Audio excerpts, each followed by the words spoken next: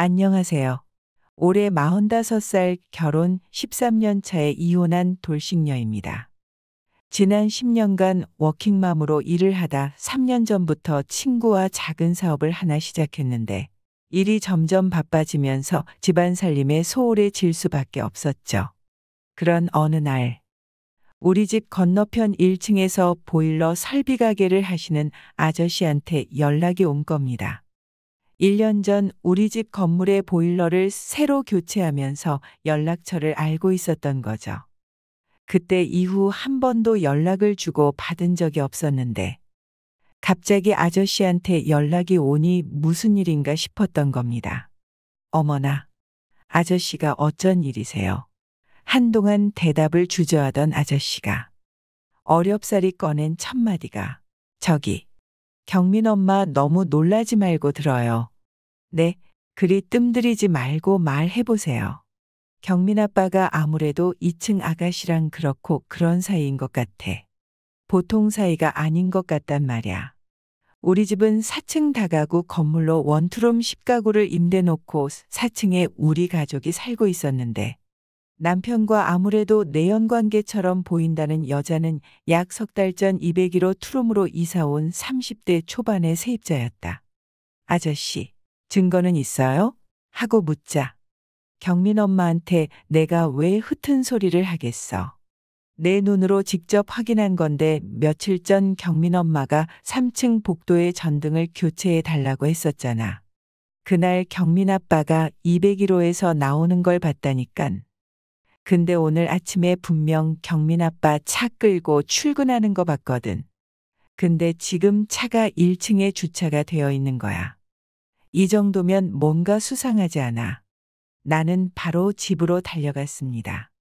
집 앞에 도착하니 사무실 앞에서 담배를 태우시던 설비 아저씨랑 눈이 딱 마주친 것이다.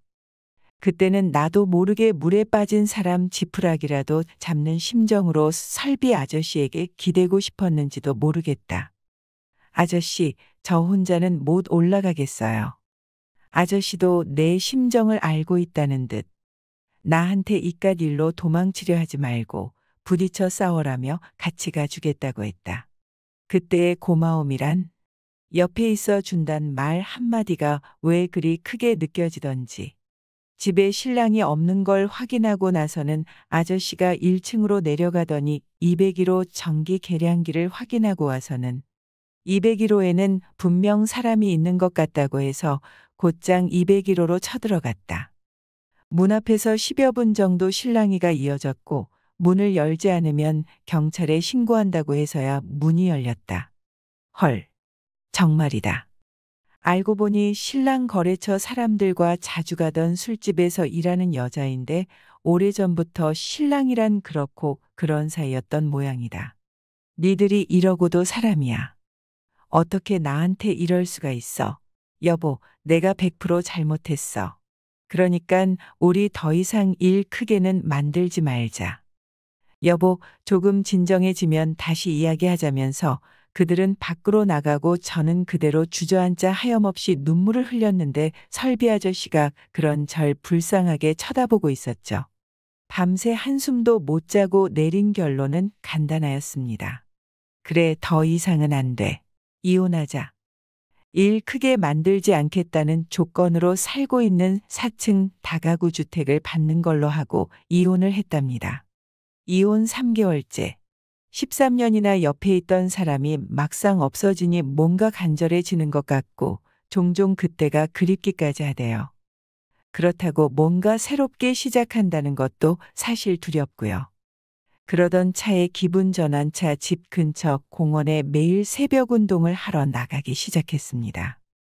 근데 항상 희한하게도 운동 나가는 시간에 출근하는 설비 아저씨와 마주치게 되더라고요. 그날도 약 1시간 정도 공원을 걷고 스트레칭 좀 하다 집으로 오는데 갑자기 소나기가 쏟아지는 겁니다. 나무 밑에서 잠시 비를 피하고 있었는데 아무래도 금방 그칠 비가 아닌 것 같아 하는 수 없이 마구 뛰어내려왔는데 바로 뒤에서 자동차 크락션이 울려서 뒤 돌아보니 트럭에 타고 있는 설비 아저씨가 짠하고 제 곁에 멈춰 서는 겁니다. 경민 엄마 뭐 하세요? 얼른 타요. 그러다 감기 걸려요. 난 마치 구세주라도 만난 듯이 황급하게 차로 뛰어들었죠. 아저씨는 항상 제가 곤란할 때 꼭 나타나네요. 분명 집에서 나올 때는 비가 안 내렸는데 이렇게 됐네요. 하하. 누구나 소나기는 피해갈 수가 없지요. 하며 웃더니 내가 괜히 경민 아빠 바람난 걸 고자질해서 이혼까지 한 것 같아서 마음이 영 편치 않았었는데 아니에요, 아저씨. 아저씨 때문에 시원하게 이혼하게 돼서 오히려 홀가분한 걸요. 그렇다면 다행이고요. 이제부터라도 인생 즐기면서 사세요. 네, 그럴게요. 아저씨. 근데 아저씨는 이 시간에 어딜 다녀오세요? 혹시 저 스토킹한 거 아니시죠?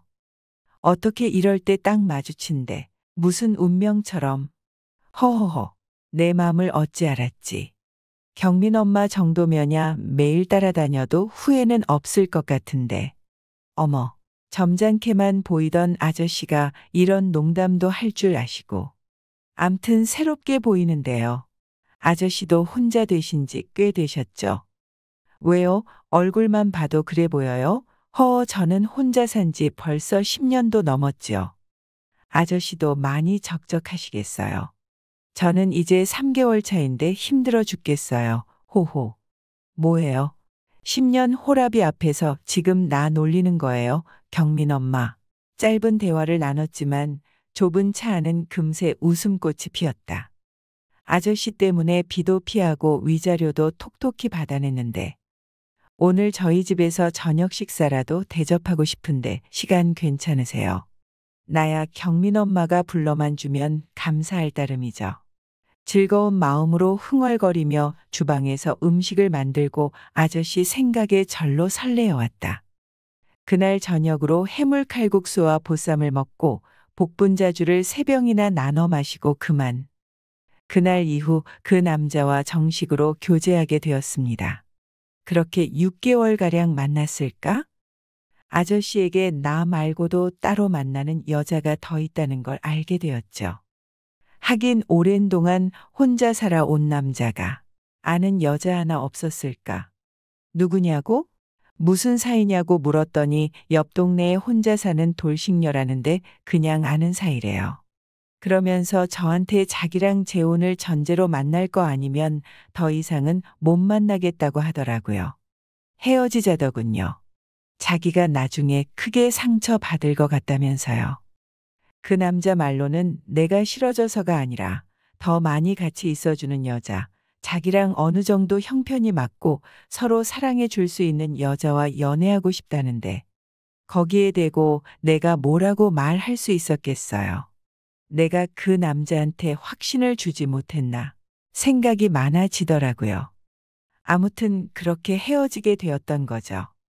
솔직히 남편과 이혼하고 첫 번째로 사귄 사람인데 더군다나 6개월이면 짧은 시간도 아니고 그렇게 허무하게 헤어지려니 아쉽긴 하더라고요. 이별하고 일주일이 흘렀습니다. 주말에 집에서 쉬고 있는데 그 남자에게 카톡이 왔습니다. 오늘 혹시 시간 있어요? 경민 엄마? 설마 다시 만나자고 하는 건 아니겠지? 하며 집으로 오라 했습니다. 무슨 일이냐고 물었더니 자기가 아무리 생각해봐도 나랑 이대로 헤어지는 건 너무 아쉽다며 다시 만나고 싶다는 겁니다. 그래서 지금 1년 넘게 잘 만나고 있네요.